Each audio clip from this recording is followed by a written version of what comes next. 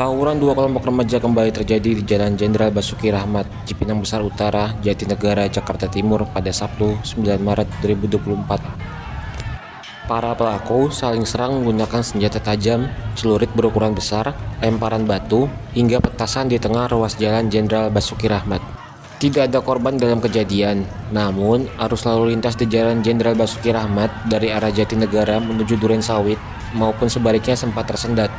Banyak pengendara roda 2 dan roda 4 yang terpaksa menghentikan laju kendaraannya lantaran takut jadi sasaran amuk kedua kelompok remaja terlibat tawuran. Berdasarkan penyelidikan Polres Metro Jakarta Timur, tawuran di Jalan Jenderal Basuki Rahmat dipicu adanya provokator yang menyulutkan petasan ke arah permukiman warga. Hal ini yang mengakibatkan sekitar 20 remaja warga RW 01 dan RW 02 Cipinang Besar Utara saling serang menggunakan senjata tajam, lemparan batu, dan petasan. Usai kejadian, Polres Metro Jakarta Timur mengumpulkan remaja warga dari sejumlah RW di Kelurahan Cipinang Besar Utara yang dalam beberapa kasus sempat terlibat tawuran. Polres Metro Jakarta Timur menyatakan bila setelah deklarasi tetap terjadi tawuran, maka pihaknya akan melakukan proses hukum terhadap para pelaku.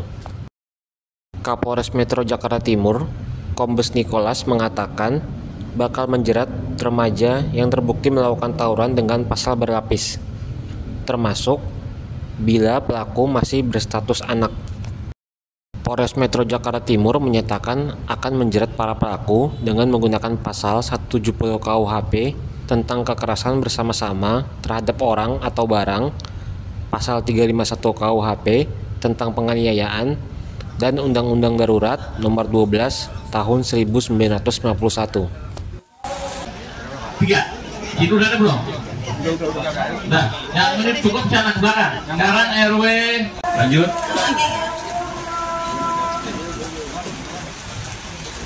Yang sudah bisa lanjut ke sini.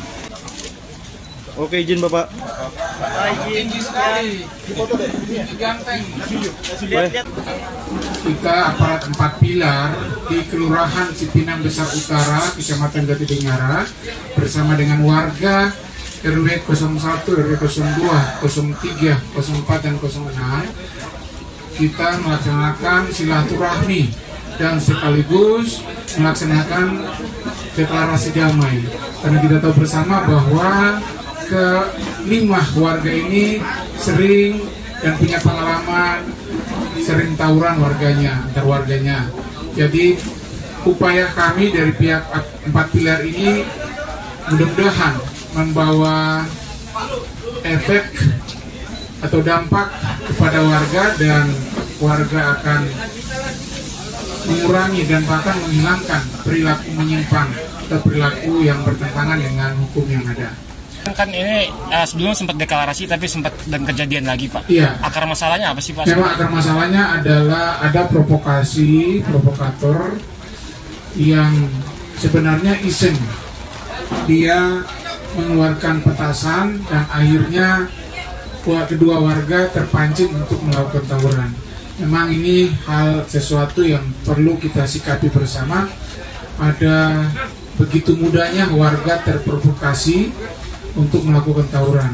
Jadi ini tanggung jawab kita bersama seluruh stakeholder yang ada di Jakarta Timur pada umumnya dan khususnya di Kecamatan Jatinegara, dan lebih khusus stakeholder yang ada di Kelurahan Cipinang Besar Utara. Karena begitu mudahnya warga terprovokasi dari pihak-pihak yang sebenarnya iseng untuk menembakkan petasan, membunyikan petasan, dan itu sebagai kode bagi warga untuk melakukan tawuran.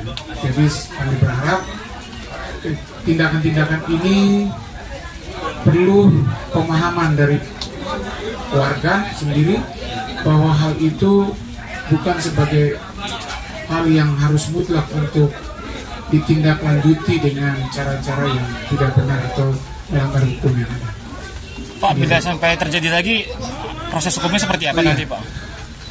Ini sudah deklarasi bersama, maka sudah tentu salah satu deklarasi, poin dari deklarasi itu apabila ada kejadian serupa, maka pihak berwajib akan melakukan tindakan tegas.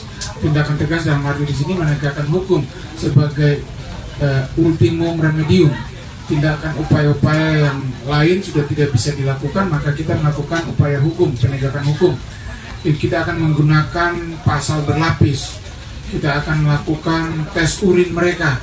Kalau seandainya dia menggunakan narkoba, kita akan proses sesuai dengan hukum yang berlaku.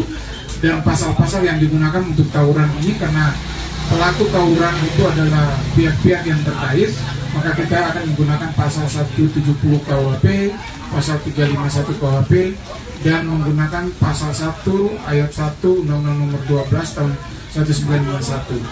Ancaman pidananya itu 12 tahun penjara dan dapat dilakukan penahanan. Kalau pelakunya di bawah umur, maka kita akan menggunakan aturan-aturan hukum yang mengikat pelaku di bawah umur atau anak berhadapan dengan hukum, maka kita gunakan hukum yang mengikat dia.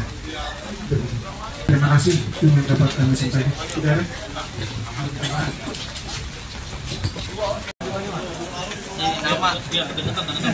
Lagi yang sini, yang berenang ada lagi? Mana?